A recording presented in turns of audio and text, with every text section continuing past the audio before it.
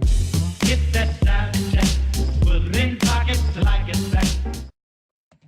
What's up, guys? JohnOrigins here. Today got a Pokemon X and Y Wi-Fi battle, and it's against Zach or Smashbr0spro33. His link will be in the description. But enough of that. Let's have a look at my mons. You'll see a bunch of new Pokemon that I haven't used yet, and that's because the greatest man on the planet, Tim 3LPS, was such a nice chap and gave me 25 IV'd Pokemon and a 6 IV'd Greninja. It was incredible, a Christmas miracle, as they say, because I got it probably on the 24th of December. I've been trying to get a good game with them, and it's been really awesome. Got a bunch of pokes, and I could not be happier. His link will definitely be in the description. Also, you'll see pokebank is out because of the Infernape and because of my Latias, which you'll probably know by the thumbnail and by the fact that I'm probably screaming in the description about it. It's shiny, it's perfect with 6 IVs, it's just brilliant.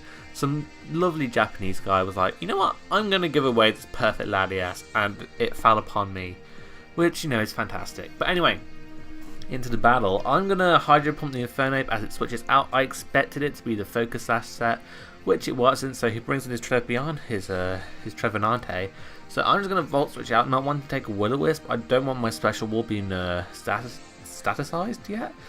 So I'm going to go into my Manectric, my special attacker, who can absorb the Will-O-Wisp pretty well, and I can threaten him out with the Flamethrower. I also can get the Intimidate drop on him, so if he wants to go for a Horn Leech or like a Phantom Force, it won't be doing as much damage. So I'm going to get that big old Mega up, get the old Intimidante on the Trevenante, and go for the Flamethrower.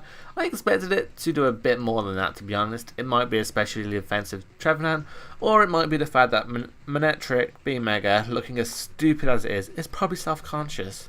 And so it's not going to be dealing out that much damage because it's just thinking to itself, I look so dumb. What am I doing? Why did I Mega Evolve? But I'm going to Volt Switch, expecting him to switch out, but he does bring in the Garchomp, realising that he probably walls me because most Manectrics don't have Hidden Power Ice at the moment, considering it's pretty hard to IV breed them on to a specific Hidden Power, and I don't IV breed, so that's a thing as well. So I'd have to rely on the Pokemon that I get, and some might not have the hidden powers that I want. But anyway, I'm going to switch out into my Ferrothorn as he Sword Stance and Mega Evolves.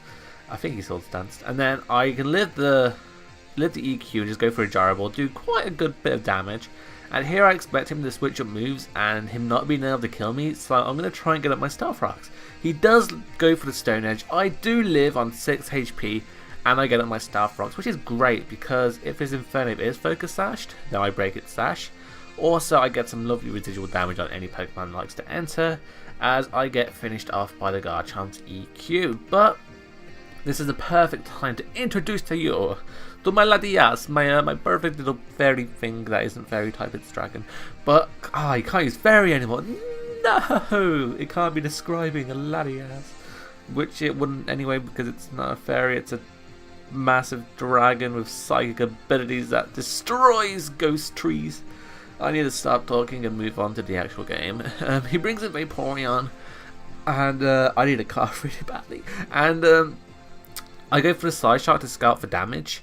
I knew it wasn't going to do that much, but it did a lot less than I thought it would. And he does go for the Wish.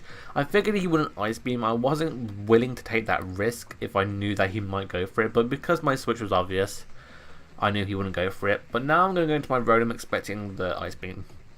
And boy, he Toxics me, which I don't particularly mind to an extent. It's only Toxic, it's 6% and 12% and whatever, but I don't intend to be staying in here long. I can Volt Switch out, but I do want to get the Will-O-Wisp on first, so I'm going to go for that. I get the lovely residuals on the Vaporeon, which is what I need because Vaporeon is a pain to take out, and we all know it to be true. I hate it, like, all the time. It's so stupid, but I'm going to Will-O-Wisp again, expecting him to switch out.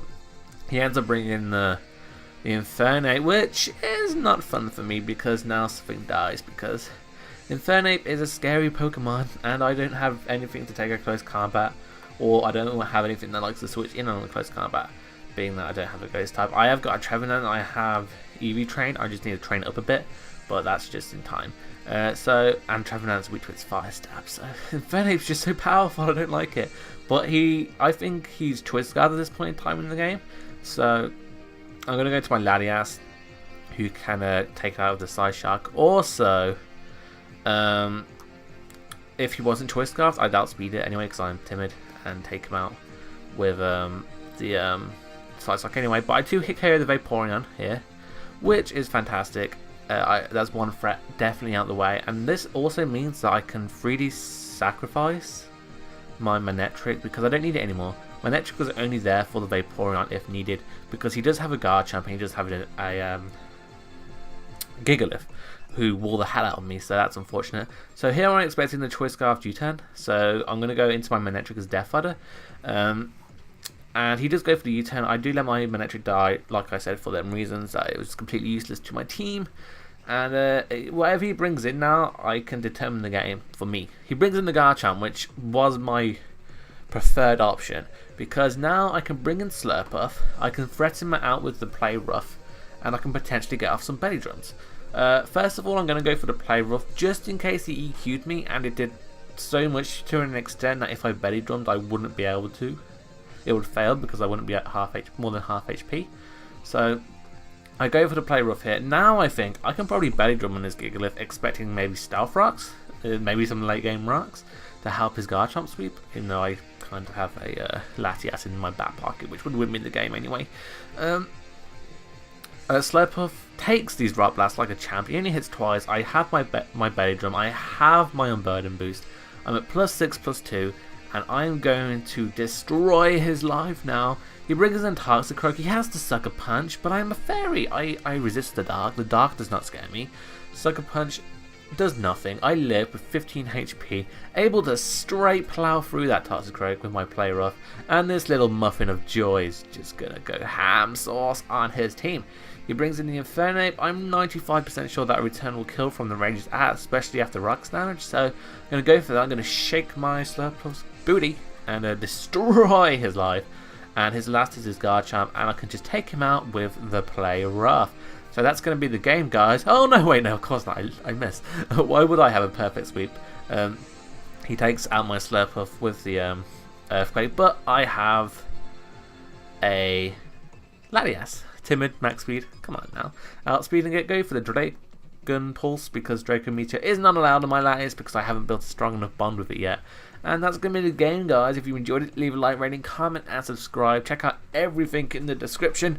And I've been JohnOrigins. Did I say that? I might have. I'm out. So, peace.